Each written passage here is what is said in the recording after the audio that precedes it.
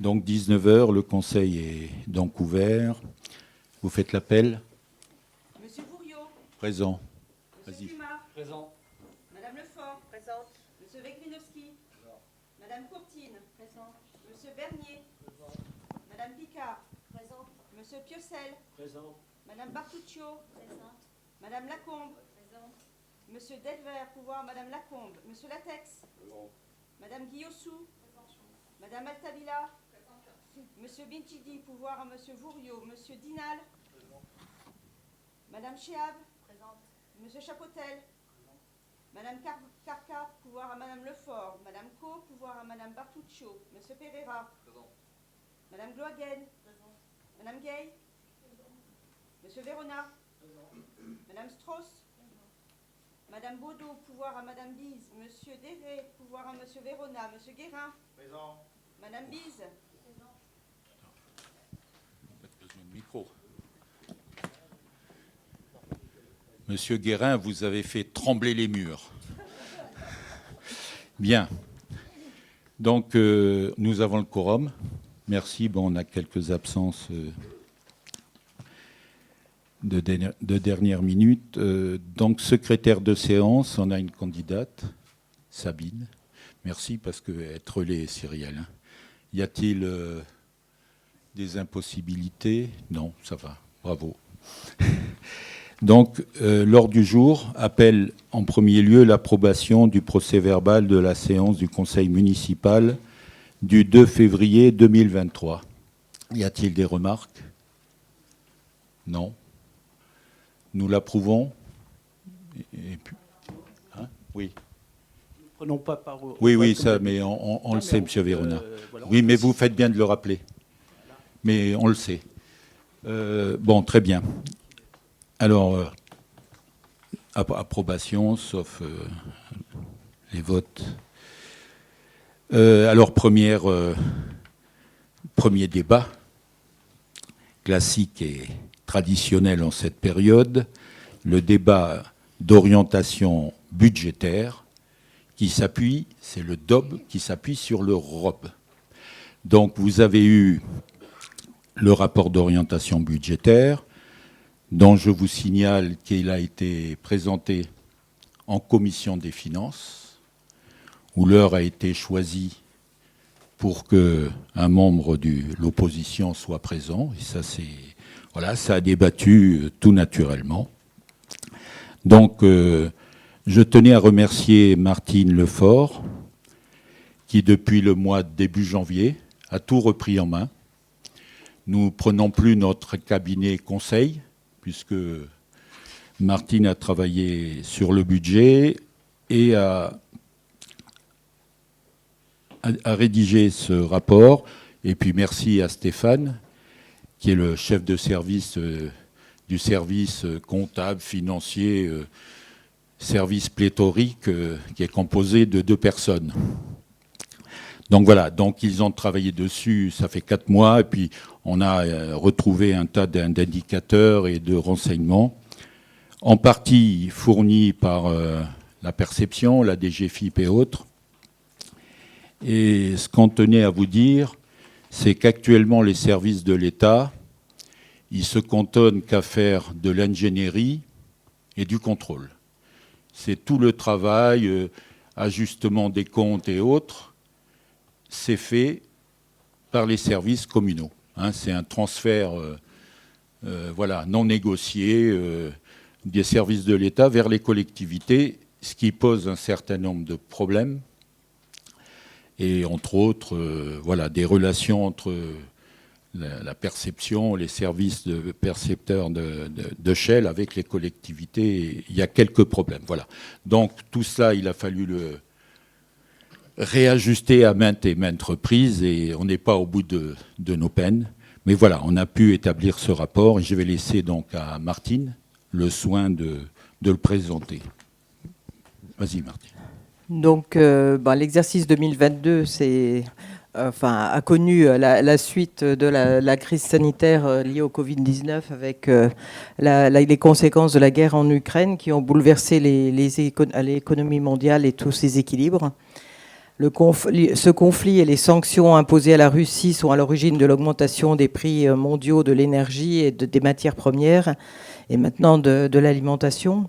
La zone euro est la plus exposée aux répercussions économiques de ce conflit qui a provoqué d'importantes perturbations dans l'approvisionnement énergétique principalement. Donc en France, en 2022, on a connu une inflation élevée de 5,9%. Depuis l'été, on peut dire que le glissement annuel reste autour de 6%. Mais maintenant, c'est la contribution de l'alimentation qui devance celle de l'énergie. En février 2023, le taux d'inflation en glissement annuel était de 6,3%, mais il devrait baisser au second semestre, selon les économistes, pour se stabiliser autour de 4 à 5% en fin d'année 2023. Le taux de croissance du PIB en France a été de 2,6% en 2022. L'activité future traverserait 3 phases bien distinctes, un net ralentissement donc, sur le premier trimestre, puis un recul des tensions inflationnistes et une reprise de l'activité progressive en 2024 et surtout 2025. Selon la Banque de France, avec le plein effet du choc externe, la croissance du PIB en 2023 n'atteindrait que plus 0,3%, avec un taux d'inflation, après le pic du premier trimestre, de 4% en fin d'année. On a un taux de chômage, par contre, historiquement bas, autour de 7,3% en 2022. Et au niveau mondial, les prévisions de croissance s'établissent à 2,9%. Voilà un petit peu le contexte économique national et international. La loi de finances 2023, donc concernant les collectivités, donc premier point, revalorisation des bases locatives des locaux professionnels qui étaient planifiés pour 2023 ne s'appliquera qu'en 2025. Il y a la suppression de la taxe, je ne vais pas commencer par le début, la revalorisation des bases forfaitaires des bases fiscales de 7,1%, une dotation globale de fonctionnement de 320 millions pour les communes, mais qui ne subissent pas d'écrêtement, donc ce qui fait que pour nous ne serons pas concernés. Un filet de sécurité inflation qui est maintenu à hauteur de 1 milliard d'euros. Et là, nous sommes concernés, et nous avons nous bénéficierons de 200 000 euros, dont un acompte de 60 000 sur l'exercice 2022. Suppression effective de la taxe d'habitation, c'est la première année où personne ne paye plus de taxe d'habitation pour les résidences principales. La taxe sur les logements vacants et la taxe d'habitation sur les résidences secondaires, donc on peut revoter un taux et dans les zones qui sont dites tendues. Voilà. Suppression de la CVAE, là ça concerne le PCI. Initialement prévue sur une année, elle se fera sur 2 ans et par étapes. Mais en 2023, la cotisation sera diminuée de moitié et supprimée en 2023 de moitié et en 2024, elle sera supprimée. La compensation sera un versement une fraction de la TVA à l'EPCI. Également, des mesures sur l'écologie avec la création d'un fonds vert de 2 milliards d'euros dans le but d'accélérer la transition écologique dans les territoires et donc de lancer des projets en ce sens. On va passer à nos chiffres. Résultat du compte administratif 2022. Donc en fonctionnement, on a des dépenses de 10 522 000, des recettes de 10 546 000, donc un résultat de l'exercice relativement faible de 24 446 euros. Le résultat antérieur est de 381 518 euros, donc un résultat de clôture de 406 000 euros. En investissement, 2 078 353 de dépenses, 1 540 570 de recettes, soit un résultat négatif de 537 782 euros, un résultat antérieur de 869 606, donc un résultat de clôture de 331 823. Des restes réalisés de 226 000, soit un résultat de clôture de 105 796. Le résultat de clôture global, fonctionnement plus investissement, est donc de 737 788 000 euros, avec les RAR 511 761 018. Alors, comment progressent nos recettes de gestion courante? Donc, les recettes de gestion ont évolué de 5,3% sur l'exercice, plus 486 000 euros. Et les dotations et participations ont augmenté de 12,4%. La DGF, elle, a diminué. Alors, DGF, on appelle DGF plus DSR dans ce contexte, a diminué de 42,9%. Les recettes fiscales ont augmenté de 3,6% en conséquence de la revalorisation des bases sur les bases locatives. Et les dépenses de gestion courante ont augmenté de 7,3%. Alors sur les 486 000 euros d'augmentation de recettes de fonctionnement, elles se décomposent comme suit. Une hausse de 160 000 euros des produits de service. Donc c'est mieux que les années Covid. Pour autant, on n'a pas récupéré tout à fait ce qu'on avait en 2019. Et on a dans ces produits une double saison culturelle, ce qui ne se reproduira pas parce qu'il y avait les reports de l'année précédente où il y avait le Covid. Et ces produits ne se reproduiront pas en 2023.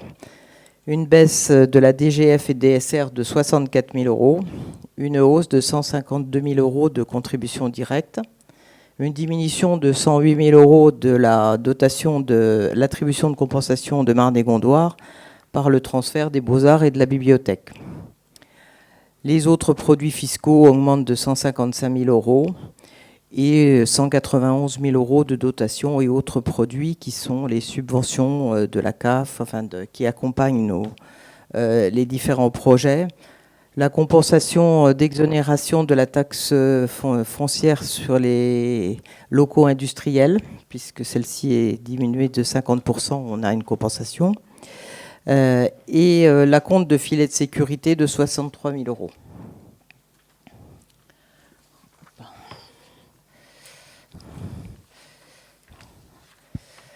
Alors, la dotation forfaitaire, vous voyez sur le graphique que partant de 834 000 euros en 2014, nous arrivons à 84 000 euros en 2022, soit une baisse de 90% de la DGF.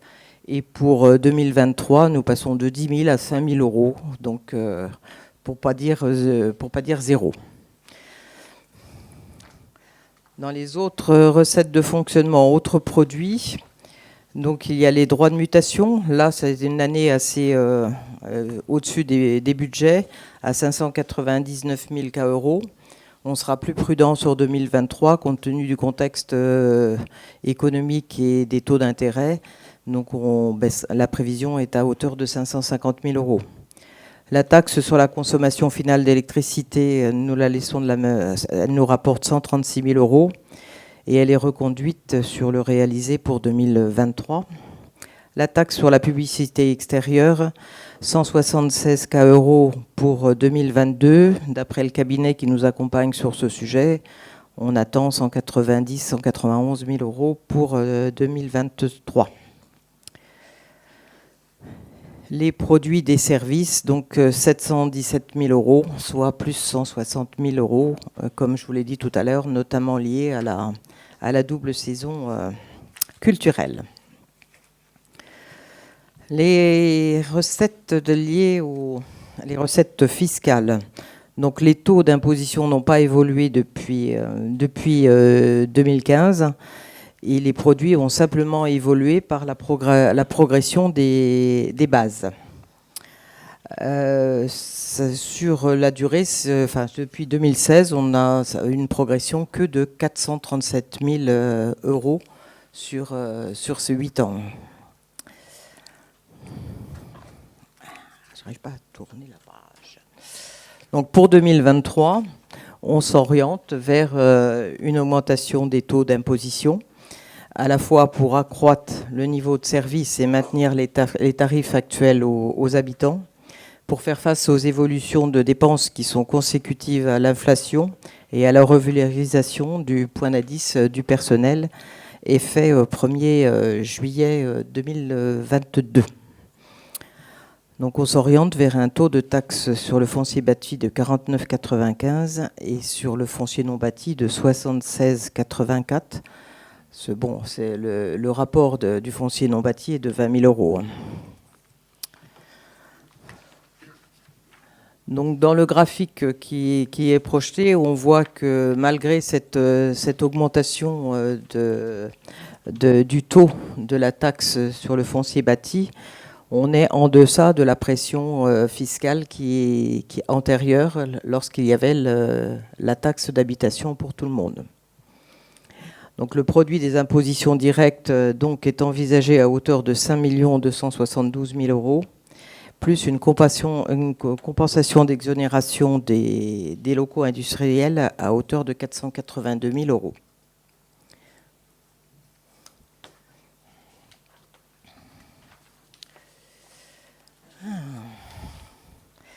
Les dépenses de fonctionnement. On peut dire que les charges à caractère général sur 2022 ont évolué de 226 000 euros. Les charges de personnel ont progressé de 319 000 euros, suite notamment à la revalorisation du point d'indice au 1er juillet 2022. Notre commune a contribué à hauteur de 112 000 euros au fonds de péréquation, le FPIC, mis en place en 2012. Et on ne s'est pas vu appliquer depuis maintenant qu'on a un taux de logements sociaux de l'ordre de 27%. On n'a pas eu de pénalité SRU et on n'en aura pas sur 2023.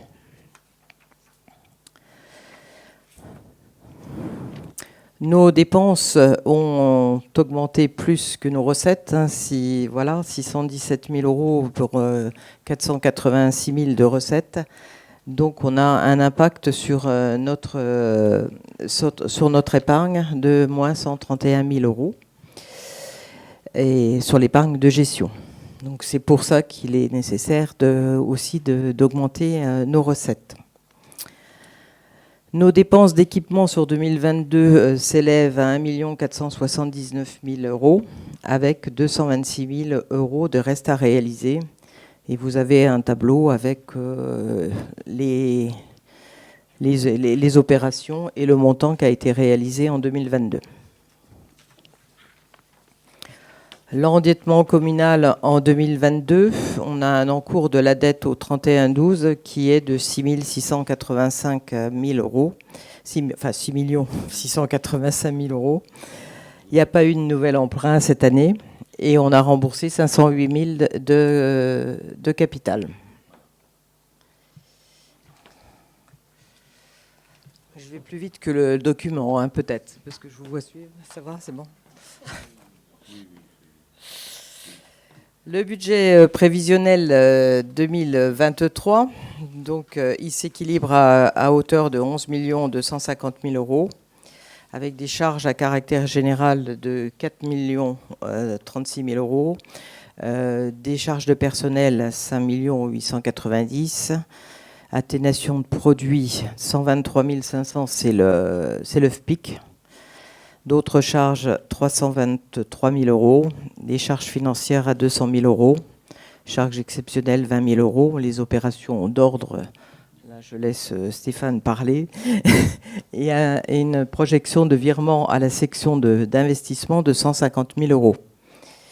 Étant donné que nous augmentons les recettes fiscales sur cette nouvelle recette, nous ponctionnons 150 000 euros pour l'investissement. Sur la section de les recettes, les atténuations de charges, donc 74 000 euros. Les produits des services, comme on a vu, 668 000 euros. Et les impôts et taxes, y compris l'attribution de compensation de Marne-et-Gondoire, 8 884 000 euros. Les dotations à hauteur d'1 million. Autres produits de gestion courante, 40 000. Et les produits exceptionnels, soit 72 000.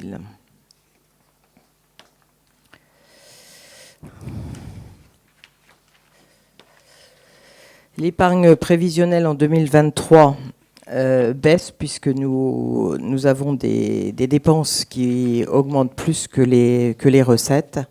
Bon, ceci ne comprend pas, bien sûr, tout ce qui pourrait être produit exceptionnel lié à des cessions d'immobilier et qui ne sont jamais enregistrés dans le budget en début d'année. Donc voilà à peu près. Donc les dépenses, la situation de dépenses et d'épargne qui baisse illustre la nécessité d'augmenter nos recettes fiscales sur le budget 2023. Le budget prévisionnel 2023 s'équilibre à hauteur de 2 358 000 avec des dépenses d'investissement de 1 755 000.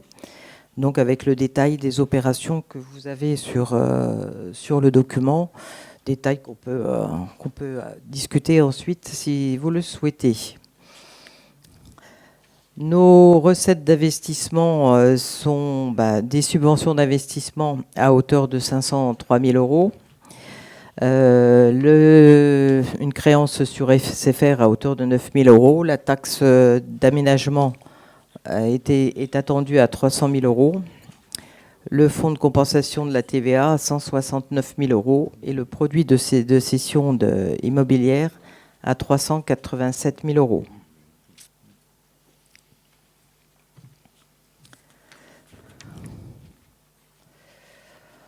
Donc notre endettement baisse puisque nous n'avons pas réemprunté, nous avons remboursé 508 000 € sur l'année 2022.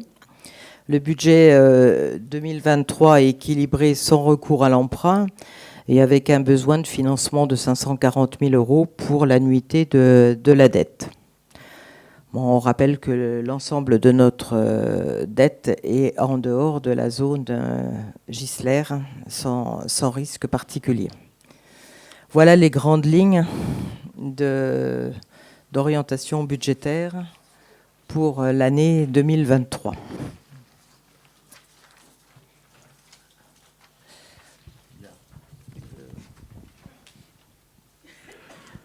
Bon, voilà donc ce qui a été... Merci Martine.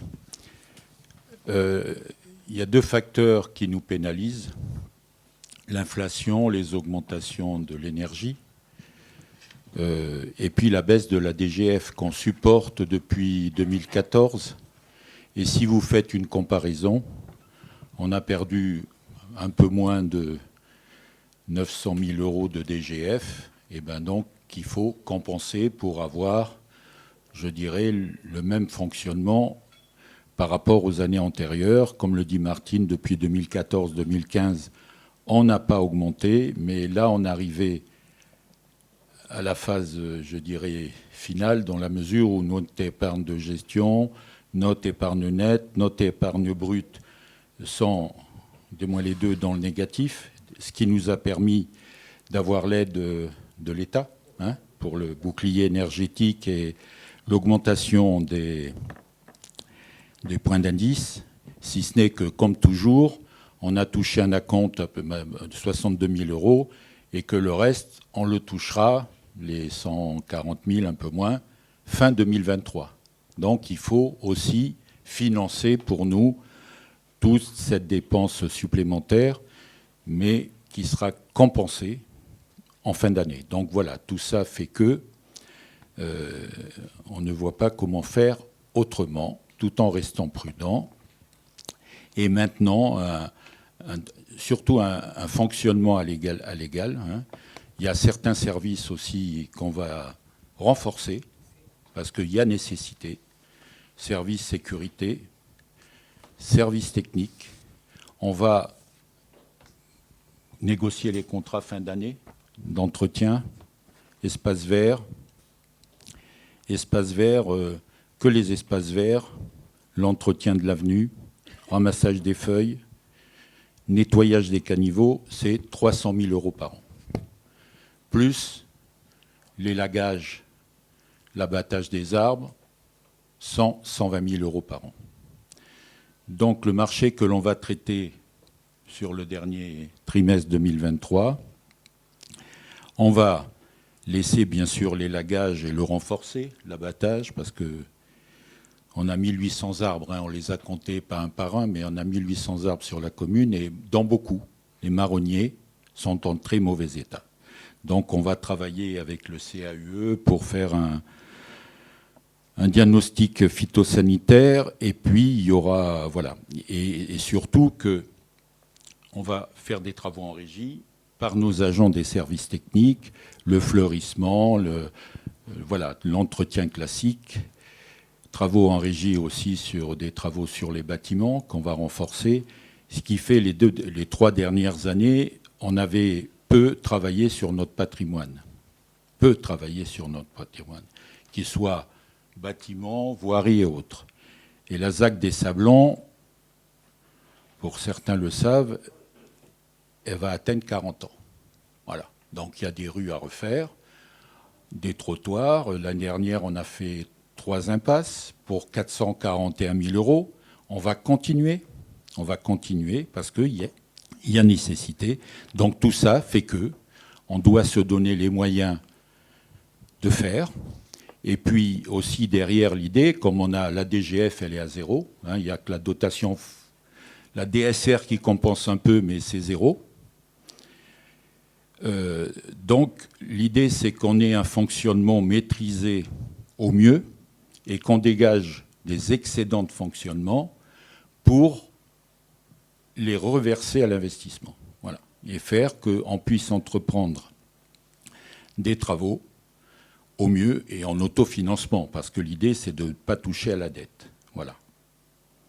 Et il y a des projets que l'on fera en fonction de nos possibilités, mais je le dis, l'idée, c'est de ne plus emprunter, de laisser la dette chuter. Et vous avez, depuis des années, on vous montre comment la dette baisse. Et comme vous savez, quand vous faites des emprunts, premières années, vous payez les intérêts, et les intérêts sont dans les dépenses de fonctionnement.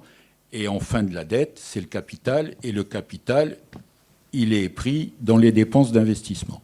Voilà, donc il faut jongler avec ces différents indicateurs, ces différents critères. Et donc, voilà un peu la conclusion de tout ce qu'on a travaillé depuis qu'on sait que on ne peut pas s'en sortir autrement. Vu l'inflation, on préconise, on prévoit qu'il y aura un réajustement du rattrapage de l'inflation sur les salaires. Hein, et ça, c'est les collectivités qui payent. La loi sur les retraites, ça va toucher les retraités des collectivités. Donc, c'est des suppléments de contribution à charge des collectivités, voir s'il n'y a pas d'effet rétroactif. Voilà, tout ça fait que on ne peut pas y déroger. C'est le moment. Et je vous dis, il y a un graphe que vous voyez là. Hein. Notre taux était à 26 et quelques. Le taux orange. Hein.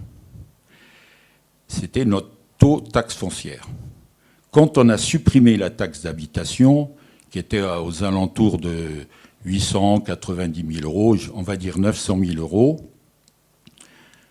l'État a dit on va vous la compenser par la part départementale du foncier bâti qui était de 18%. Et c'est la partie grise. Mais la partie grise, c'était en gros, je dis 2,4 millions, 2,5 millions. C'était ce que versaient les théobaldiens au département, les 18%. Nous, si vous dites le foncier, la taxe d'habitation elle est à 900 000, vous avez un delta d'un 6. On est à un 6. Et l'État a dit, qu'est-ce qu'il a dit? Coefficient correcteur, et il nous enlève sur nos recettes 1,6 million. Alors que c'est des impôts payés par les théobaldiens. Donc, vous voyez bien, jusqu'en 2020, un peu plus, ce que payait avec la TH, la taxe foncière, plus la taxe foncière départementale, ce que payaient les théobaldiens. Le fait de la disparition foncière bon, plus personne la paye là, 2023. Avec l'augmentation de notre taux de foncier bâti, on laisse quand même un delta positif sur les charges fiscales des ménages. En gros, la moitié. L'augmentation que l'on fait là va imputer, si je puis dire, la baisse de la charge foncière des ménages de 50%, grosso modo. Voilà. Donc on n'augmente pas, bien au contraire, bon, effectivement, il y a l'inflation et tout, mais on n'augmente pas la charge fiscale sur les ménages. Voilà. Et ça, important. Bien. Donc voilà comment on travaille. Et puis je pense qu'on a mis une phrase, alors je ne sais pas quelle page, au niveau des... Voilà, c'est la page 9. Ça fera plaisir à M. Déré.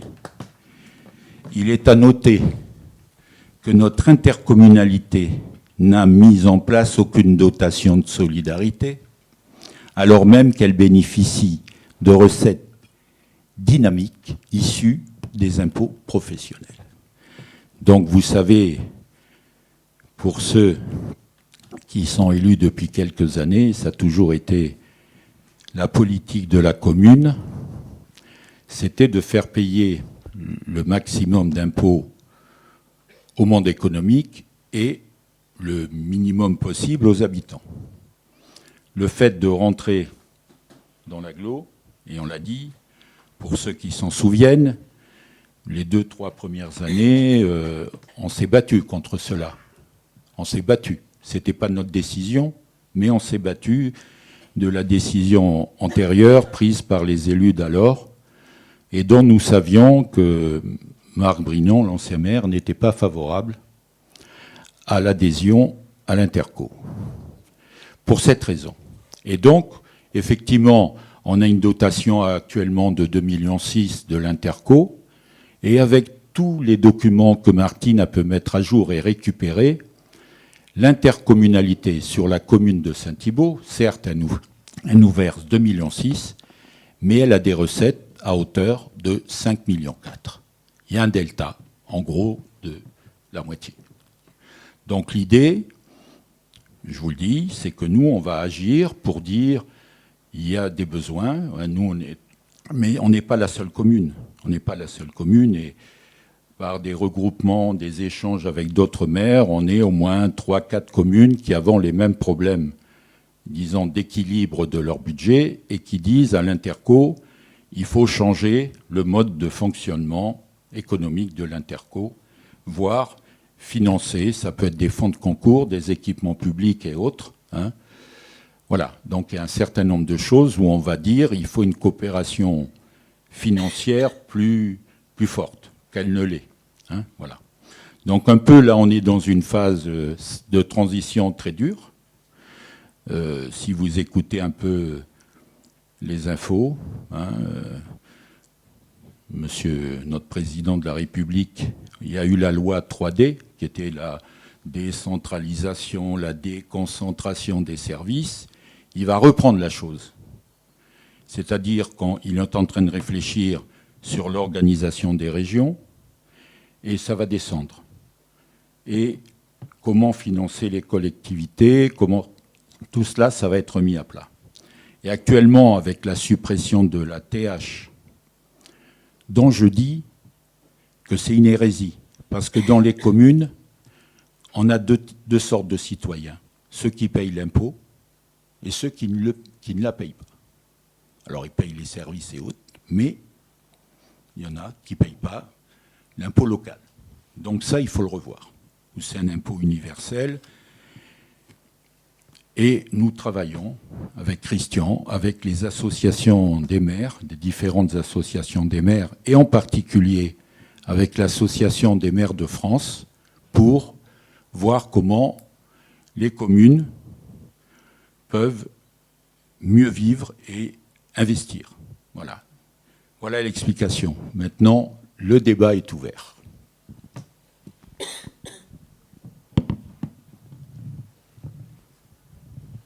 Oui, monsieur le maire, je vous ai bien écouté. Je suis content de savoir que nous avions raison dans les anciens budgets, puisque vous êtes en train de reconnaître qu'il y a du travail à faire et qu'il fallait augmenter, en tout cas que vous étiez en grosse difficulté. Effectivement, c'est comme une société, je termine, quand le capital n'est pas suffisant, que vous avez des dettes, vous êtes en faillite. Et ça fait longtemps qu'on vous le dit. Et ça fait longtemps, c'est pour ça que vous avez joué avec l'emprunt. Donc, je ne pense pas que vous prenez le bon chemin. Vous êtes en train de nous dire qu'il faut travailler alors que vous nous augmentez les impôts. Donc, c'était en plus un engagement politique de votre part de ne pas engager. Alors, vous allez me dire, c'est bien le président, le ci, le ça, mais ici, on est à Saint-Thibaud-des-Vignes. C'est un engagement que vous aviez pris et je pense que vous avez très, très mal géré la commune et nos finances. Vous parlez aujourd'hui de passer en régie, si j'ai bien compris. Ben oui. Vous avez des frais, vous avez souligné, Martine a souligné qu'il y a une grosse augmentation des charges. Effectivement, les charges, on ne les maîtrise pas, hein, c'est donné par des indices. Et je vois pas comment vous allez faire. Ben oui. Vous passez en régie, vous allez faire le travail, donc à peu près de 300 000 euros, à part les lagages, je ne sais pas, je ne suis pas dans le secret des dieux, mais vous allez embaucher sans doute du personnel, donc vous allez avoir une masse salariale qui va augmenter. Je dis, c'est complètement incohérent, vous êtes à côté de la plaque. Hein. Oui, alors... de la plaque. Hein. Je vois que vous n'avez jamais dirigé de société, vous. Hein. Non, mais oui, Monsieur Verona, on note. Monsieur Verona, on va vous expliquer. En 2023, début 2023, oui. On a moins d'effectifs à 4-5 près qu'en 2022. Monsieur Verona, si on dit on passe en régie et qu'on prend des travaux en régie avec du personnel, hein, si je dis j'embauche 4 personnes, salaire chargé, 30 000 euros par an, 120 000. Si je dis que sur les contrats d'espace vert, je gagne 200 000. On réduit de 200 000 la prestation. Vous faites 200 000 moins 120 000. Vous êtes sûr de... Non, mais attendez, mais ça, c'est... Ben oui, mais ça, c'est les chiffres. C'est les chiffres, voilà. Mais arrêtez. Il y a 80 000 d'excédents. La vie économique, c'est pas des soustractions, monsieur Bourriot. Vous mettez 4 personnes avec... Oui, monsieur Plumard, vous offusquez, alors j'aimerais bien que... Monsieur Verona. Mais vous êtes dramatique, les gars. Dramatique, c'est dramatique. Oui, ce que vous êtes en train de nous engager par la commune, vraiment, vous êtes à côté de la plaque. Monsieur Bourriot. Allez-y, monsieur Verona. Quand vous dites... oui, moi, je prends des éléments. Alors, je vois l'endettement. Vous avez, attendez, je reprends. Le dojo, 900 000 euros. Oui, 900 000 euros. Avec de l'allocation. Comment peut-on vous accorder un crédit pour mener... On est d'accord. On est d'accord. Je suis d'accord. Mais monsieur Verona, la place Monet, ça vous dit rien, la place Monet? Ah non, mais monsieur... Ça nous a valu tous les mots du siècle. Bon à rien, on faisait n'importe quoi. On ne vous a jamais dit ça. On n'a jamais dit que c'était bon à rien. On maintient que... Mais monsieur Bourriot, tout ce qui est bien... Tout ce qui est bien, c'est vous. Tout ce qui n'est pas bien, c'est la faute de Aménagement 77, c'est la faute de tout ce qui n'est pas bien. Il y a toujours un responsable avec vous. La place Monet, ça a été fait, non pas par les... Combien ça a coûté pour Saint-Thibaud-des-Vignes? Qui a fait? Voilà. Et pourquoi? Dites-moi. Non, mais c'est vous le maire. Donnez-moi la raison. Tout simplement, c'est Épamarne. Oui, et pourquoi Épamarne a mis 1,5 million dans la place Monet? Parce que c'était à eux, parce qu'il y a eu... Mais monsieur Bourriot, ils sont pas philanthropes. Ils sont pas philanthropes. Ne me dites pas ça. Même la place Monet, puisqu'on voulait qu'on parle des parkings, parce que vrai, ils sont pleins. Ils sont... Hein? Oui, non. Oui. Monsieur Verona, pourquoi Épamarne? Mais depuis le temps que vous êtes élu, vous auriez dû le savoir. Si vous étiez vraiment intéressé à la vie de la commune. Oui, je sais. Monsieur Bourriot, pourquoi je vous ai fait élire et pourquoi je suis resté aussi longtemps et vous n'êtes pas aperçu que j'étais une baltringue? Dites-moi. D'accord. Dites-moi. Monsieur Bourriaud, dites-moi pourquoi vous m'avez gardé aussi près de vous pendant des années. C'était pour me contrôler. Pourquoi vous prenez des bons à rien? Pourquoi vous êtes entouré là? Des bons à rien, vous avez dit, monsieur Verona? Vous avez dit des bons à rien, c'est ça que vous avez dit là? C'est moi le bon à rien. Ah non, c'est pas ce que vous avez dit. Vous avez dit qu'on était des bons à rien. Si. Allez, c'est pas un débat budgétaire. Pourquoi la place Monnaie et Pamarne a dit on prend en charge? Oui. Parce qu'on leur a donné du logement à faire. C'est Sully, les 52 logements en propriété, et c'est les 34 logements sociaux. Et Pamarne a vendu les terrains, ce qui a permis de payer la place. C'est pas des philanthropes, Pamarne. C'est pas des philanthropes. Non, sûrement pas, ça c'est sûr. Ah bon. Bon, voilà. Vous avez une appréciation, certes, qui est différente de la nôtre. On écoute, mais de grâce. Mais c'est de grâce. Je pense que vous n'êtes pas sur le bon chemin. Ah, bien sûr. Ben oui. C'est notre avis. Bien sûr. Bien sûr. Allez-y. Bien sûr.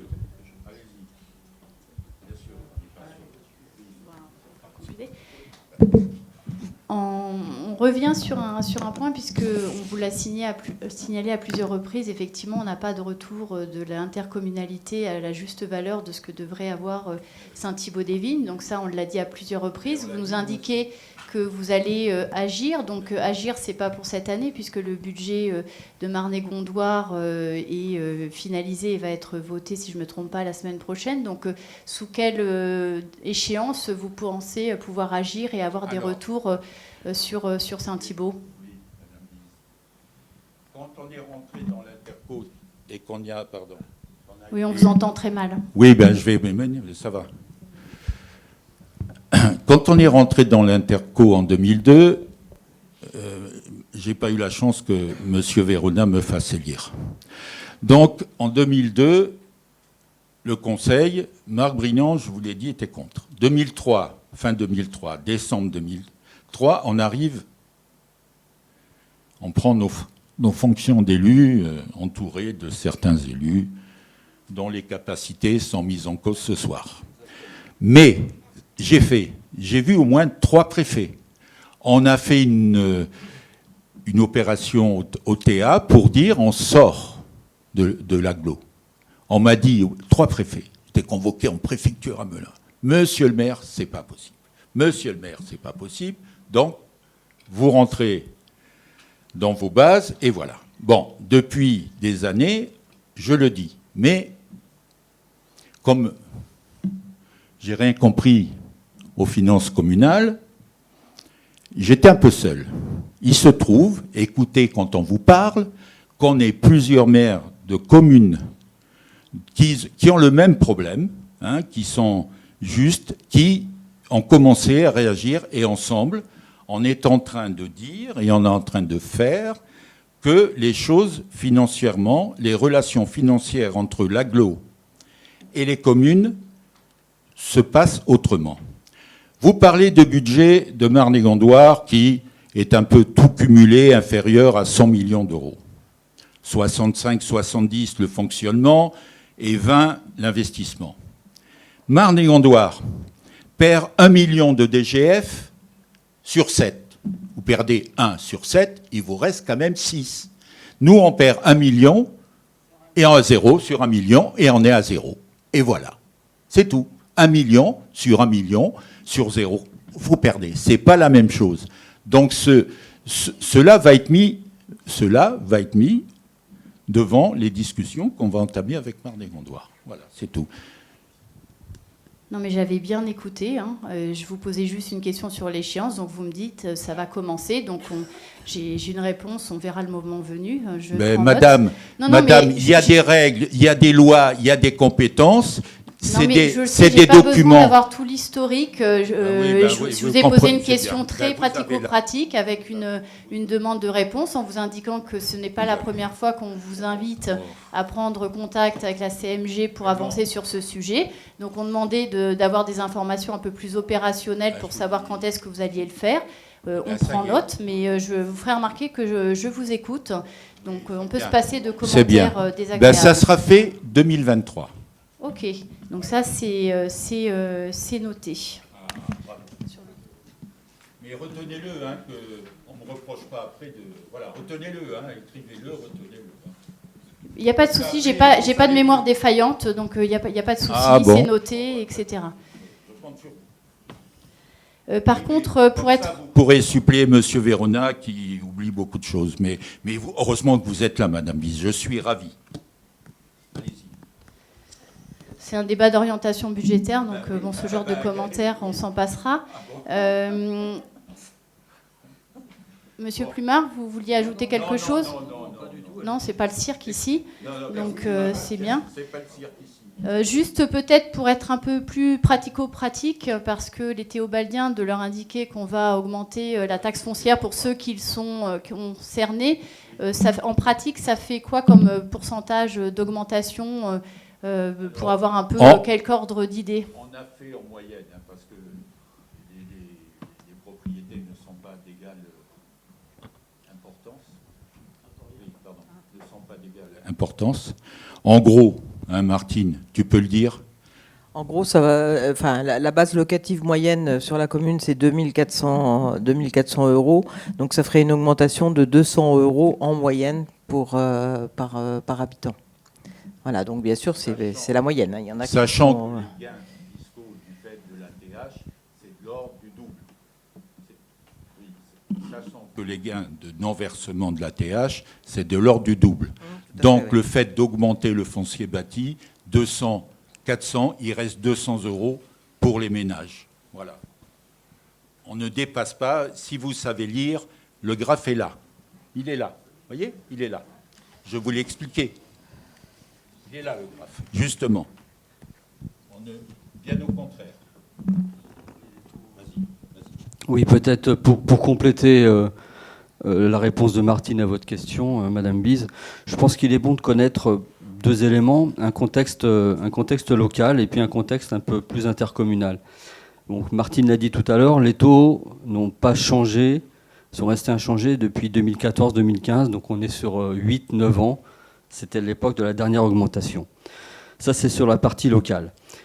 Quelques exemples qui sont du côté intercommunal. Nous allons passer donc à 49,95. Montévrain est à 52,08 en 2022.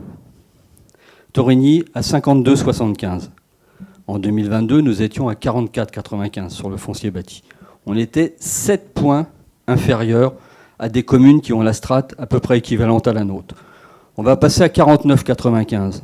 Je ne sais pas ce que vont faire ni Montévrain ni Torigny en termes d'augmentation pour 2023, mais on sera encore 3 points inférieurs à ce qu'ils avaient en 2022. Je ne vous parle pas de Bussy, je ne parle pas donc plus des communes qui sont autour de nous, Torcy, Noisiel ou Lagny. Et puis vous savez que sur le plan national, il y a beaucoup de communes qui font également de l'augmentation. Donc je pense que c'est quelque chose effectivement qu'il faut expliquer, vous avez raison, mais cette augmentation que l'on fait aujourd'hui, au regard de, je dirais, du bassin de vie, habitat autour de nous, on sera encore inférieur. Si vous regardez les textes, si vous lisez les textes, la moyenne départementale est un peu plus de 47%. Et la Seine-et-Marne est à 1 tiers urbaine, 2 tiers rurale. Voilà. Et effectivement, les communes comme les nôtres qui sont dans une organisation dépendant d'instituts tels EPAMarne et autres, de développement, elles sont aussi amenées à faire un certain nombre de travaux. Et ce qui nous a pénalisé dès l'origine, c'est de faire, je vous l'ai dit, ici, un gymnase, 2 groupes scolaires. Voilà, il y a tout ça. Tout cela, ça impacte les communes, même si vous êtes aidés. Mais vous n'êtes pas aidés à 80%. C'est clair qu'on porte encore cet emprunt, cette charge qui va diminuer. On l'a négocié. Là, par exemple, on a Crédit Agricole. Vous connaissez, M. Verona ? On avait... Non, mais vous avez une expérience du Crédit Agricole. Vous connaissant, parce que je vous dois tout, vous connaissant, je savais que vous étiez actionnaire au Crédit Agricole. Pas actionnaire, vous étiez au CA, oui. Oui, je sais. Ben, faites attention à ce que vous dites aussi. Alors, bon, vous étiez au CA, au Crédit Agricole. Crédit Agricole, on avait un prêt à taux variable qui était à 2,5, 2,6. Là, on a eu plus 1%. Voilà. Hein, et vous le prenez, clac. Alors, ce n'est pas grand-chose, c'est 12 000, 13 000 euros par an, mais il faut le supporter. Vous avez notre restauration. En gros, les repas, c'est un peu plus de 600 000 euros par an. On a pris 5% l'année dernière. Et là, on négocie. Hein, on prend 13 000 euros qu'on ne répercute pas sur les repas. Et tout est comme ça. Donc, on veille. Donc, il faut quand même accuser l'augmentation des dépenses. Hein, comme je vous dis, au niveau personnel, on est bien. Il y a eu des départs et autres. L'idée, c'est de récupérer. S'il vous plaît, quand je parle, écoutez, parce qu'après, vous allez dire que vous ne savez pas. Quand on dit qu'on va embaucher, c'est pour faire du gain sur les contrats de prestation. Ça veut dire que c'est des revenus qu'on assurait avant, qu'on externalisait, des charges, et bien on va les ramener vers nous avec du personnel dont on augmente les compétences. On va faire le fleurissement nous-mêmes. Voilà, il y a des jeunes qui travaillent là-dessus. On ne va plus le passer par des prestataires qui nous faisaient le fleurissement saisonnier, le printemps, l'automne, avant l'hiver. Donc on va le faire nous-mêmes. Voilà. C'est un transfert des charges. Il faut les payer. Donc il n'y aura plus d'emprunt. Mais on vous l'a dit. Non, mais vous me le confirmez. Oui, il n'y aura plus d'emprunt. Okay. On vous l'a dit que... On vous l'a dit... Ah, mais vous savez... Oui, vous savez. Tant que ça monte on au vous l'a cerveau, dit, hein, l'emprunt, on sait qu'on est là, on a 13 ans de remboursement. Martine suit ça, et on a dit, c'est pour aussi que libérer de l'excédent de fonctionnement pour faire de l'investissement, pour faire de l'autofinancement. Voilà. Ça contribue aussi à ça. Et ça, vous savez, moi, je suis un novice. Hein. Mais l'État, arrêtez avec l'État. Il faut... Concentrez-vous sur Saint-Thibault, monsieur. C'est mon avis. C'est mon avis. Hein. Ben oui, c'est votre avis. Et c'est bien, vous avez le droit d'avoir cet avis. Allez, donc, c'est bon? On enregistre le débat. On prend acte. Voilà. Donc, merci de ce débat productif et qui nous fait avancer. Alors, il y a sujet d'actualisation de la taxe locale, je ne reviens pas là-dessus. Martine nous a dit qu'on avait maintenu les recettes, hein, sachant que les tarifs augmentent tels que habituellement. Voilà, donc vous avez la note. Est-ce que vous avez des remarques? Non? Bon, qui est pour? Merci. Oui? C'est bon? Oui. Pardon? Oui, donc unanimité. Oui. Alors, subvention de la région pour la création d'une halle des sports. La région on a fait un dossier pour subvention, pour demander des subventions. Et la région nous demande une délibération du Conseil pour faire cet appel à subvention. Voilà. Ça s'arrête là. Le dossier est encore à l'étude. Et la halle des sports, effectivement, c'est un projet. Et alors, si vous vous souvenez, Monsieur Vérona, c'est qu'on a dit dès l'origine, on ne veut pas faire supporter aux habitants en place des équipements qui viendront pour les habitants à venir. Quoique pour la halle, ce n'est pas tout à fait le cas. Merci. Laissez-moi parler. Bon. Non, mais attends, non, mais bravo. Alors, bravo. Et donc, on ne fera la halle que si on en a les moyens. OK? Non, mais attendez. Donc, on a demandé une subvention. On a déjà 200 000 euros à travers le FAC du département. Vous savez ce que c'est le FAC? Vous l'avez voté ou peut-être pas? Oui, vous l'avez voté, mais il ne s'en souvient pas. Le FAC, c'est le Fonds d'aide aux collectivités. Non, mais vous avez des trous de mémoire. Donc le FAC, il est prévu, et on a déjà 200 000 euros. Voilà. On va demander à la région, Et comme vous savez, vous vous souvenez ce que vous disiez quand j'étais conseiller départemental, que j'étais un conseiller départemental qui foutait rien, qui restait, voilà. Oui. Et alors, je foutais rien. Hein. Bon, foutais rien. Mais, on a travaillé à l'élection, et vous savez qu'il y a 2024, vous savez ce qu'il y a 2024 ? Les Jeux Olympiques. Et il y a l'Agence nationale du sport qui est en train de développer des programmes, des aides aux collectivités à travers le comité des financeurs. Et grâce à l'action de Christian et de notre conseiller départemental, elle est dans le conseil d'administration du comité des financeurs. On a redéposé un courrier et on espère aussi avoir un retour. Et en fonction de ça, on verra. Voilà. Sachant qu'il y aura des possibilités, mais on le fera en fonction d'eux. Donc la halle, on inscrit, on va chercher les subventions partout, et on verra comment on finalise le projet. Voilà. C'est important parce que si on ne l'inscrit pas maintenant, cette demande, après il sera trop tard, on ne pourra plus. Voilà, c'est pour ça qu'on prend cette délib ce soir. Bien, alors il y a des avis contre ? Donc, si on vous comprend bien, en fait, pour le moment, ce projet reste à l'état de projet. Et le jour où vous aurez l'ensemble des financements, vous pourrez mettre la machine en route. Le projet, il n'y a pas de permis. On a demandé à l'architecte de retravailler, de baisser le coût d'investissement. On va, en fonction de ça, on dépose un permis, un permis peut durer quelques années. Hein, vous le savez, Monsieur Verona, permis de construire, on peut l'étaler. Donc, on déposera et on verra en fonction des subventions. Effectivement, on ne va pas alourdir le poids. Alors, sachant, si vous avez lu le document, taxe d'aménagement qu'on a porté à 15%, avec ce que l'on fait en accession, plus 300 000 € 2023. Plus les mutations, parce qu'à Saint-Thibault, malgré que la commune soit très mal gérée, les pavillons, les ventes, 15 jours, maximum un mois. Le prix des propriétés, 20-30% en fonction. Plus. Voilà.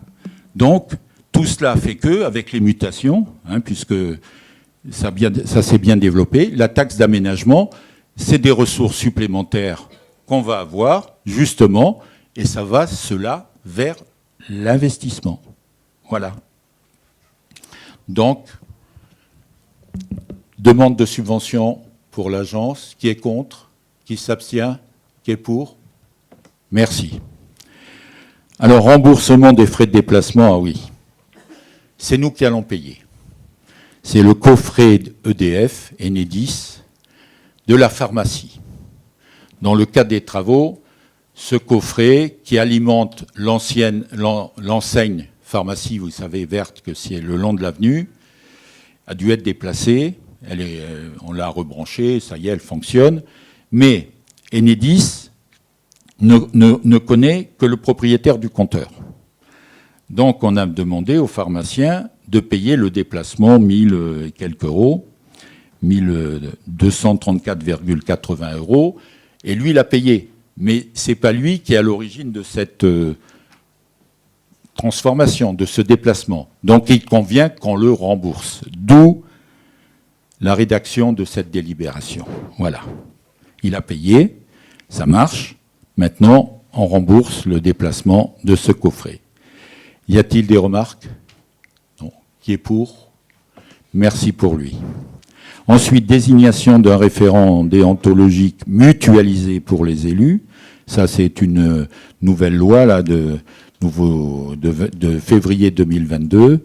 La fameuse loi 3DS qui va être vue.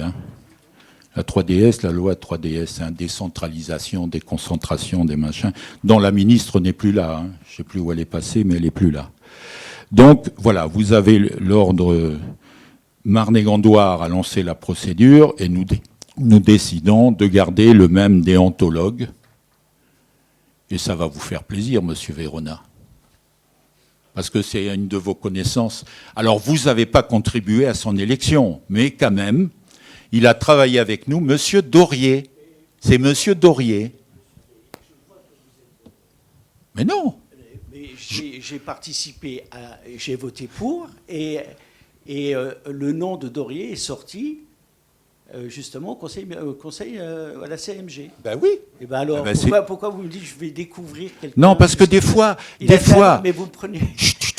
Laissez-moi parler, monsieur. Parce que des fois, au conseil communautaire, vous votez pour, ou vous déléguez votre pouvoir à quelqu'un qui vote pour, alors qu'au conseil municipal, vous votez contre. C'est pour ça, il faut... si pour Monsieur Dorier, vous votez pour, j'en suis ravi. Voilà. Mais ça a été voté pour. Mais c'est pas le sujet, vraiment, là où vous... Ah si. Enfin, c'est-à-dire, on pouvait nous nommer notre propre déontologue, et on dit qu'il vaut mieux travailler avec... Surtout qu'on a beaucoup de respect pour la personne. Aucune réponse de ma part. Voilà, merci. Donc, désignation d'un référent, qui est contre, qui s'abstient, qui est pour. Merci. Merci à vous. Alors, une délibération, oui, c'est la vente d'un bien délaissé. Vous l'avez dans la note, c'est rue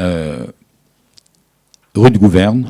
On avait acheté une première maison qui est contre notre service technique. C'est une deuxième maison, mais qui est murée, qui ne tient plus debout. Elle avait été estimée, la première estime, sera 80 000. Hein, ouais. Après 110, en 2008, elle était à 79, 80. Là, elle était à 110 et on a trouvé un acheteur à 100 000. Voilà. De toute façon, la maison va être détruite et voilà. À part de servir de temps en temps à un hébergement de SDF, voilà. Donc, on propose de la vendre à 100 000, qui correspond à au moins 10%, parce que la maison ne vaut plus rien. Voilà. Donc, y a-t-il des remarques? Juste, oui. Vous n'avez pas loupé l'annulation de la... Oui, on annule, oui. Oui, d'accord, oui. Alors, on parle à 14, on annule la délibération 2015-005. Vous voyez qu'elle datait de 2015, et on reprend. Donc, d'accord pour l'annulation? Merci. Vente du bien pour 100 000 euros, qui est pour? Pour, contre, vous abstenez? Vous vous abstenez, pour, contre? Monsieur Guérin, le spécialiste de l'urbanisme. Mais merci, je vous remercie, parce que vous, au moins, vous étudiez les dossiers. Merci, monsieur Guérin. Il faut bien que je m'occupe. Ben oui. Non, j'ai une question par rapport à la parcelle mitoyenne, la BE 58. Alors, la BE 58, attends. Elle est juste à côté. La parcelle qui a été... Ben, elle a été vendue, celle-là. C'est la maison de monsieur Garé. Oui. Et la nôtre est juste limite. Voilà. Et la maison 58, on a préempté et on l'a fait reprendre par le promoteur qui rachète notre bien. C'est ce que je voulais savoir. Vous avez répondu à ma question. Oui. Merci. Voilà. On vous l'a dit, c'est un promoteur. On prépare l'évolution du bâti le long de... Et justement, on avait quelques questions pour savoir si ce que vous envisagiez comme projet à ce niveau-là. Rien. Puisque l'autre parcelle, c'était censé être l'entrée de la ZAC du centre-bourg. Maintenant, ça devient deux parcelles, l'une à côté de l'autre, ça devient un projet pour promoteur. Donc, vous envisagez quoi exactement? Rien. Rien. On verra le moment venu, je pense. Alors, Madame Bise. Je vous écoute bien, mais là, j'ai pas de réponse. Non, donc, vous allez avoir la réponse. Mais vos réponses sont tellement... Je ne veux pas dire le mot. La future voie qui va venir, vous savez, qui fait le tour, là, elle va venir dans notre bâtiment des services techniques, en gros. Voilà. Hein, face à la Centre des Fours, ça va continuer tout droit. La maison de M. Garé, celles-là seront démolies. Parce qu'il y a une sente qui est là, qu'on veut maintenir. Et ce projet de toute la rue de Gouverne, qui est hors ZAC, il sera pris en compte dans la ZAC. C'est-à-dire, depuis ce qui a été fait, M. Vérona, il connaît bien, et c'était un de ses amis qui l'a porté au nu, M. Gentille. depuis la maison, la propriété de Monsieur Gentil, qui monte depuis la rue de Torcy, toute la phase qui est entre la propriété de Monsieur Gentil et la rue de Gouverne, grande partie, c'est la ZAC. Nous, on n'a que la bordure de la rue de Gouverne, pour ainsi dire, qui est hors ZAC.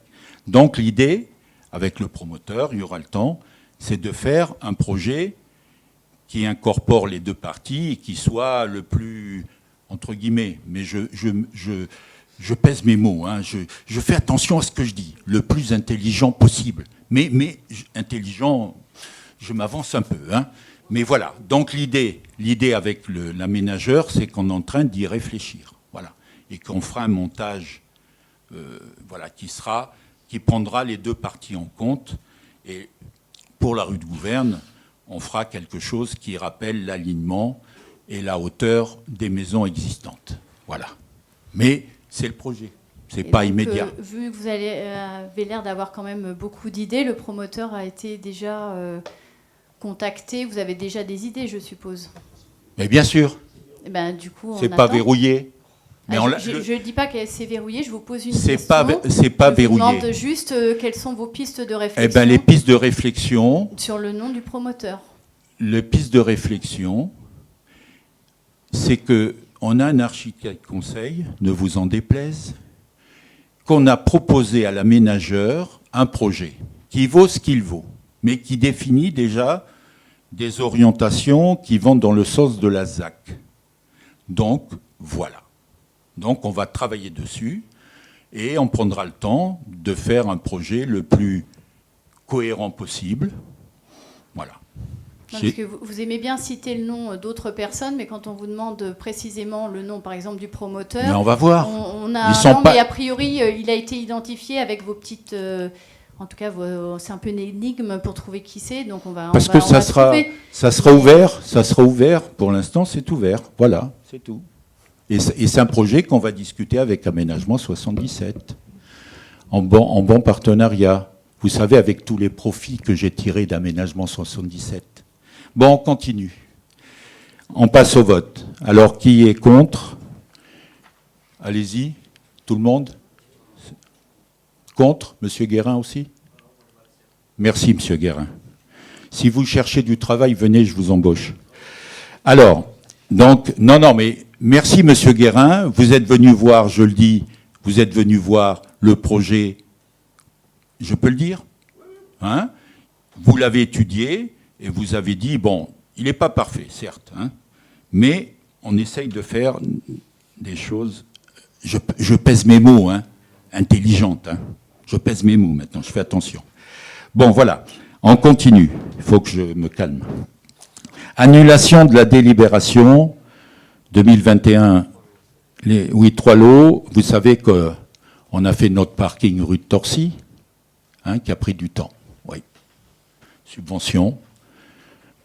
Dossier technique. Le département, qui fort justement nous a subventionné à hauteur de 209 000 € quand même, qui nous a pas imposé, qui nous a donné les matériaux à employer, la technique à employer, d'ailleurs qu'on va employer ailleurs, c'était une bonne expérience.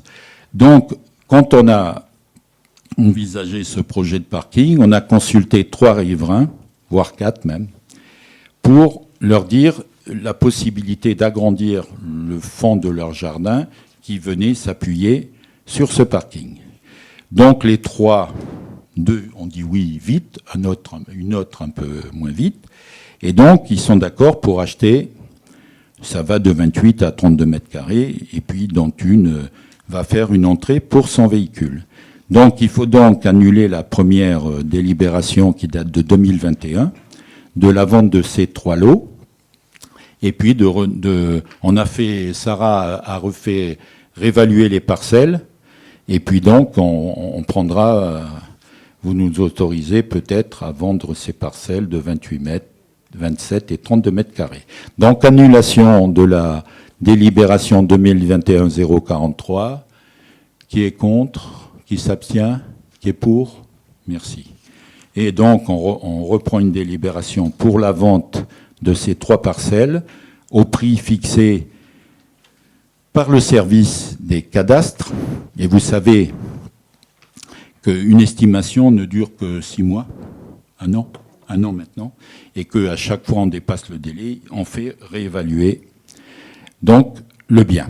Et voilà, donc les personnes sont d'accord, le prix est exorbitant, et ça va leur donner, c'est des maisons de ville qui ont été construites en même temps que le quartier de la colline, hein, du Porche, pardon. Voilà. Donc, qui est contre, qui s'abstient, qui est pour, merci. Alors, règlement des astreintes. Là, oui, vous savez qu'on a créé une unité d'écoute et de protection, l'UEP, dans le cadre de nos relations avec la CAF, dont on a signé la fameuse convention territoriale globale à 10 communes de Marne et Gondoire, qui nous ouvre des portes nouvelles sur du financement, en 6 items. Donc voilà, on a dû créer un tarif particulier, une indemnité particulière pour des agents qui sont hors service technique. Avant, l'astreinte était destinée qu'aux filières techniques. Et donc là, on est tenu à voter une astreinte pour ce personnel. C'est 7 agents, des animateurs, mais aussi il y a des agents d'autres services qui se sont portés volontaires parce qu'il y a une formation spéciale qui leur est donnée et autres. Et nous travaillons essentiellement sur le harcèlement, mais aussi bien enfants qu'adultes. Hein. Voilà. On est là, on intervient en premier lieu pour voir le problème existant et ensuite contacter les partenaires. C'est ce qu'on avait dit à Madame Strauss la dernière fois. Mais bon, j'avais pas noté, mais j'ai un peu de mémoire, non, je perds la mémoire. Bon, voilà. Donc, cette astreinte se porte à... On l'avait mis en annexe? Non, le tarif, non. D'accord. Elle est un peu inférieure. Elle est un peu inférieure au service technique. C'est pas le même type d'astreinte. Voilà, ça a été fait régulièrement et c'est 7 jours sur 7 et 24 heures sur 24. Voilà. Qui est contre? Qui s'abstient? Qui est pour? Merci. Alors ensuite, ah oui, gros sujet. Donc, dans le cadre de l'installation des trottinettes et vélos électriques, avec la société qui a été retenue à travers une AMI, il avait été convenu de mettre à disposition, que les collectivités mettaient à disposition de cette société des emplacements bien spécifiques, bien déterminés, avec un marquage au sol, de manière à ranger le matériel. Et le matériel il doit être ramené sur des emplacements prédéfinis. À Saint-Thibault, il y a 12 emplacements. Hein, c'est Jean-Claude et Pascal qui ont travaillé là-dessus. Et donc, effectivement, on va leur faire payer une redevance par emplacement. Hein. On ne va pas trop les impacter financièrement, 200 € par emplacement, qui soit simple ou double. Simple, c'est un emplacement d'un véhicule, de 1,50 m par 5, double, vous le multipliez par 2. Mais ça, je ne sais pas si je sais le faire. Voilà. Donc, 100 € pour 12 emplacements, c'est 100 € TTC par an pour 12 emplacements. Pardon. Voilà. Ça va nous renflouer nos fonctionnements. Voilà. Y a-t-il des remarques? Je vous signale que ça a été mis en service. C'est un peu précipité, ça je le reconnais, mais l'entreprise est là. Ça a été... On a lancé le dossier à travers le syndicat de transport. Mon excuse, hein. Mais l'AGLO nous a confié la mission. Val d'Europe et Marne et Gondoire. C'est peut-être qu'on était un peu capable au syndicat de transport. Je ne sais pas qui est le président d'ailleurs. Mais je crois que c'est un incapable. Donc on a monté un an. En un an, on a monté le dossier. Voilà. À travers une AMI, c'est une procédure très rapide. Hein. Maintenant, ça devient de plus en plus. Il y a des AMI qui se font pour la production d'hydrogène, voilà. Donc, Thiers a installé ça vendredi dernier entre 20h30 et minuit. Le matin, quand on a ouvert nos fenêtres, on avait des belles trottinettes, des beaux vélos. Et puis, bien sûr, on va déployer la com, la formation, voilà. Hein. Mais depuis, en une semaine, il y a eu plus de 2000 réservations quand même. Alors, le gros sujet, il y a 7 communes qui ont signé pour l'instant. Le gros, c'est Bussy-Saint-Georges. Hein. Et puis, au mois de mai, à partir du début mai, il y a d'autres communes de Marne-et-Gondoire, Lagny, Torigny, Montévrain, qui vont venir se raccorder au sujet. Et là, on essaye, le sujet principal, c'est l'accès aux gares. Hein. Si quand c'est bien beau, vous prenez le vélo ou la trottinette, vous allez à la gare et le soir, vous rentrez. Pour l'instant, voilà, c'est des zones de rabattement et on essaye de favoriser ce déplacement. Voilà. Bien. Des remarques ? Qui est contre ? Qui s'abstient ? Qui est pour ? Merci. Voilà, donc nous avons fini l'ordre du jour. Il y avait des décisions. Est-ce que vous avez des questions ? Non. Et puis, on a eu des questions, 3 questions diverses. Alors, j'espère que je vais pouvoir répondre, Christian.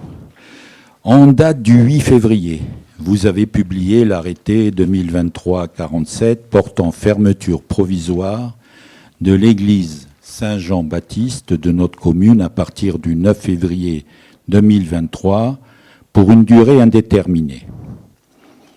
Pouvez-vous nous donner les motifs ? C'était pas marqué dans l'arrêté ? Non ? Je sais pas. De cette fermeture, en cas de nécessité de travaux, envisagez-vous sous quel délai et pour quelle durée de fermeture de cet édifice ? Voilà. Vous savez que c'est une longue procédure. On va faire entre 2022 et 2023 un peu moins de 100 000 euros d'études à travers un architecte agréé des ABF et autres. Hein. Oui, des sondages. Alors, l'église penche vers le sud. Parce qu'au nord, elle est retenue par des bâtisses. Donc, au sud, où il n'y a que de la terre meuble, ben, l'usine penche. L'usine. C'est une usine, peut-être. On va la reconvertir, tiens. Et donc, elle penche. On a les contreforts à refaire.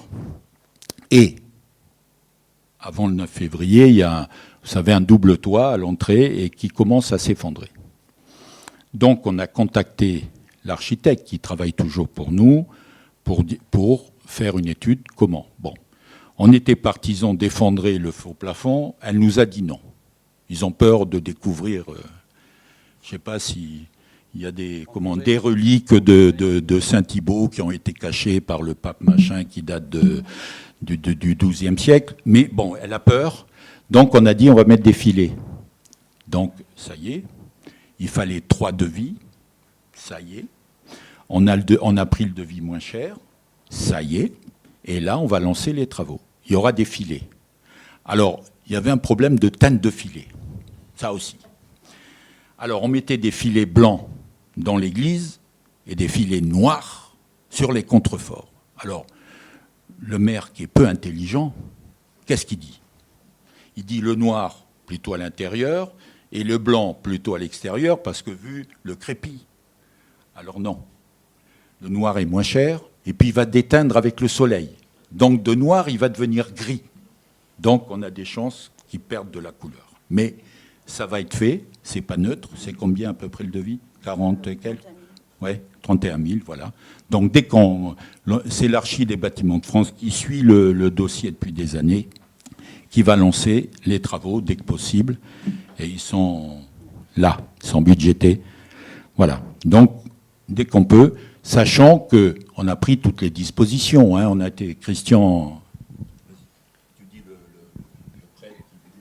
Oui, j'ai rencontré le prêtre, pour tout rien vous cacher, au forum de l'emploi de Bussy-Saint-Georges. Et à cette occasion, j'ai eu l'occasion de le rencontrer.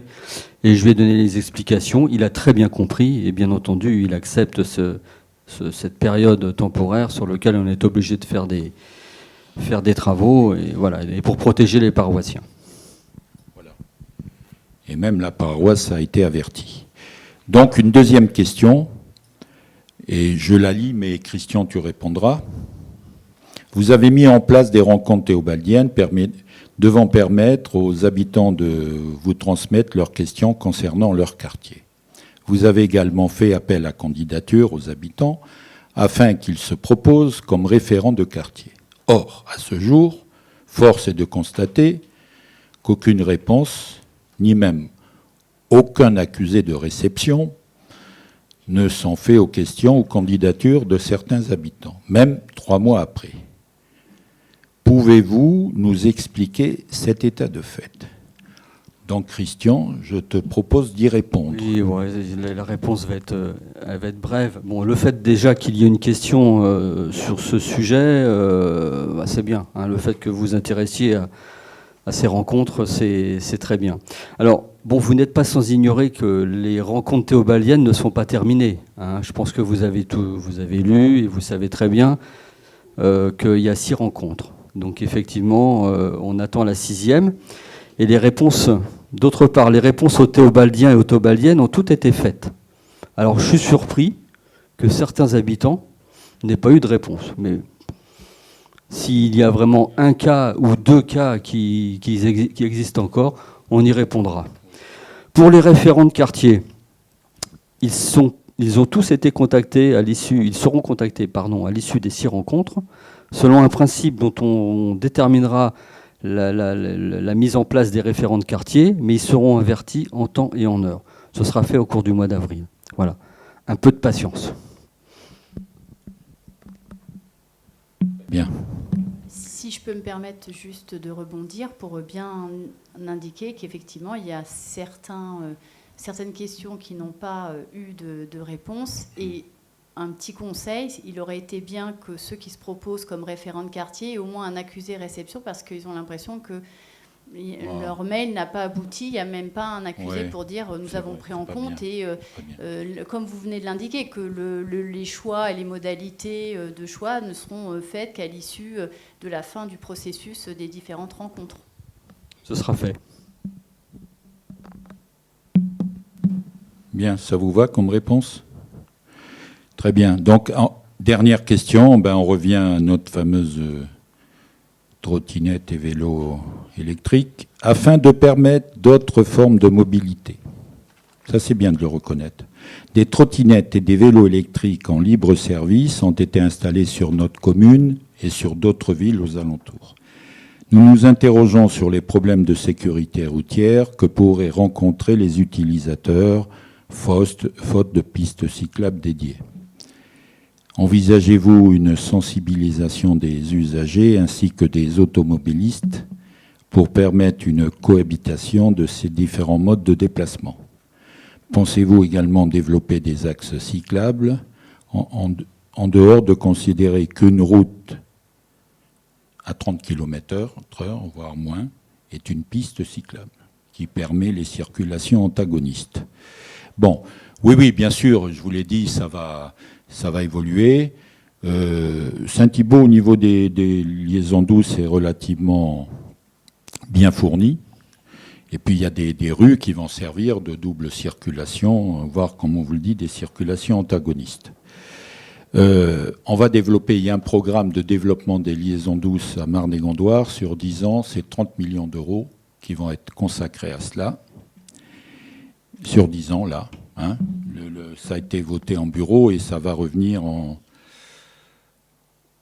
conseil communautaire à travers un PPI, donc sur 10 ans. Parallèlement, vous savez qu'il y a le RER vélo, RERV, dont les travaux démarrent au mois d'avril. Voilà. Et la traversée de Saint-Thibault est déjà programmée, définie. Il n'y a plus que le géomètre à implanter les pistes. Vous voyez, ça va vite parce que la région... elle pousse, hein, vous comprenez pourquoi. Et donc, voilà, c'est parti. Et là, il y a effectivement de grosses subventions de la région. Donc, tout cela se met en place. Il faudra un peu de temps. Hein. Et puis, on verra l'utilisation. Ce que je vous dis, c'est des contrats d'1 an. Hein. C'est un contrat d'1 an. Si ça ne marche pas, voilà, on reviendra sur la décision. Mais le contrat est d'1 an. Et puis, renouvelable 1 an, mais il est d'1 an et on fera le point. Voilà. Mais effectivement...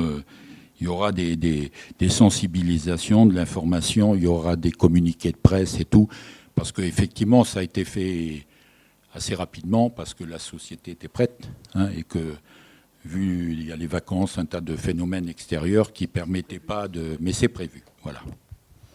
Si je puis me permettre, Oui. je profite, puisque vous avez différentes casquettes, même si là, vous avez votre casquette de maire. N'hésitez pas à dire à la société aussi de récupérer ces trottinettes qui sont abandonnées en hors du périmètre. Je vous le dis juste pour une question de sécurité. Il y en a qui sont abandonnées sur une piste cyclable. C'est pas très éclairé et vous êtes obligé de la déplacer pour pouvoir circuler sans problème. Il faudrait juste leur indiquer parce qu'il y en a plusieurs. L'éducation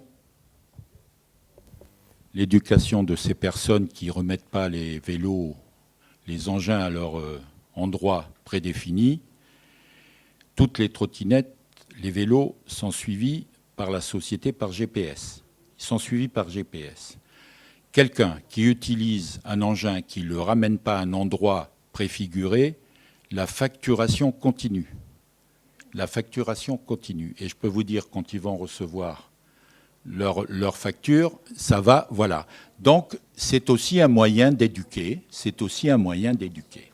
Voilà, il y en a quelques-unes, des habitants nous ont avisés. Cet après-midi, j'ai vu que pendant les manifestations, elles servaient bien à balancer ça sur les forces de police, voir les... Mais on n'en est pas là, à Saint-Thibault, hein, on n'en est pas là. Non, mais c'est très surveillé. Ils savent à la minute près le fonctionnement de chaque engin, ils le suivent où il va, la destination et tout. Et ils le savent. Hein. Sachant que pour la commune, comme je vous le dis, c'est 0 dépense et que c'est eux-mêmes, à travers leurs agents, qui viennent changer les batteries, qui surveillent, qui viennent les ranger. Et là, on leur a dit de faire un peu plus attention compte tenu du développement récent, hein, qu'il faut que les personnes comprennent et comment ça marche. Bon, voilà. Donc, oui, ça sera fait de plus en plus. Hein. Voilà. Bien. Nous avons d'autres questions. Nous avons épuisé l'ordre du jour. Donc, je vous propose de clôturer ce conseil. Donc, il est 20h27. Voilà, merci à vous.